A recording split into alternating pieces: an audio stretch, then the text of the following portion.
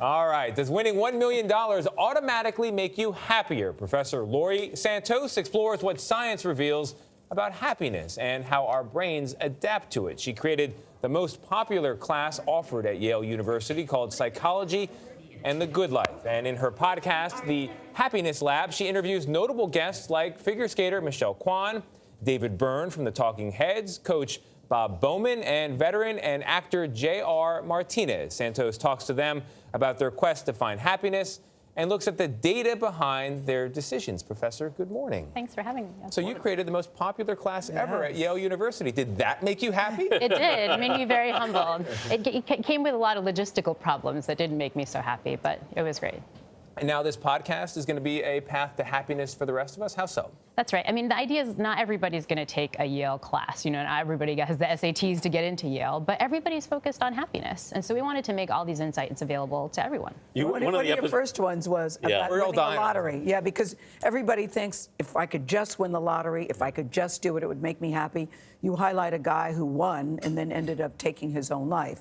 Because you think money, and I only hear rich people say this, though, money doesn't make you happy. But there is research and science to back that up. That's right. So researchers have been looking at this, right? Trying to figure out at what point in your salary do you kind of hit the point that more money won't make you happy. And so 2 Nobel Prize-winning economists looked at this. They kind of measured a bunch of different measures of well-being. So how stressed people feel, how much positive emotion people had, and they plotted that across your salary. And what they find is that at low incomes, yeah, more money makes you happy. If you jump from $10,000 in the U.S. to 20, you're going to be less stressed. You say people that make 30 think if they make 50, they'll be okay. Yeah. People That's right. They make 100 think if they make 250, they'll be okay. But the real number is what they found? The real number seems to be around 75K. Like in all these measures, you just kind of level off, which is really surprising to most people. So why do billionaires want even more money? Well, I think we make the generalization. You know, when we don't have that much money, when you make more, you're like, oh, all of a sudden it feels good. And then when you're rich, you're like, I'm still not happy. And you're like, it just must not be enough. Why is it 75, though? I thought that was an interesting number, not even 100. Why is it 75? That's just what the empirical data bear out. But the frustrating thing is it's like just 10,000 above the median income in the U.S. So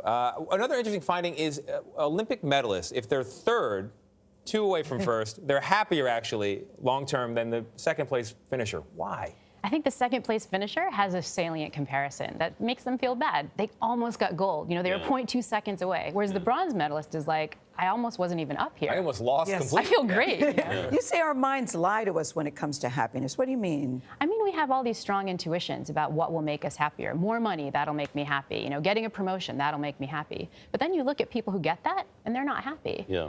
The podcast touches on what you call the psychological immune system. What is that exactly? That's one of the reasons that we're just more resilient than we think. You know, when bad things happen, someone breaks up for you, all of a sudden, they weren't good enough for me. You know, you lose some money in the lottery like, you know, I didn't need it anyway. This immune system makes us feel good even when bad things happen. We just don't realize we have it. So how do we be happier, Professor Santos? Well, stop focusing on the things that don't matter, money, accolades, and so on, and start focusing on the things that do. Make time for social connection. Take time to just be present. Experience gratitude. Those are the things that really matter. You say even waiting in line can be a happy experience. Yeah, it's another... You lost me on that. Yeah. This is not, also, 7,000 hours of our life spent waiting in line. Yeah, well, it's an opportunity cost because we could be spending that time better. Sometimes we're kind of scrolling our Instagram feed, not feeling good, but we could talk to the person next to us. Yeah. Turns out that many... Do they want to talk to us, Laurie? The research suggests they do. There's a researcher, Nick Epley, who looked at this, and he tested afterwards, does the person you're talking to feel better? And he finds that, in fact, they do. Oh, that's interesting. What happens? What about when things don't go according to plan?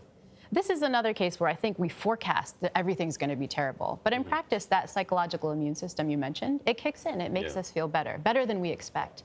And that means that our circumstances aren't going to affect us as much as we often think. All right, if you see Laurie in line somewhere, say hello. That's right. Strike up a conversation. All right, Laurie Santos, thanks so much for being with us. The Happiness Lab podcast is out today.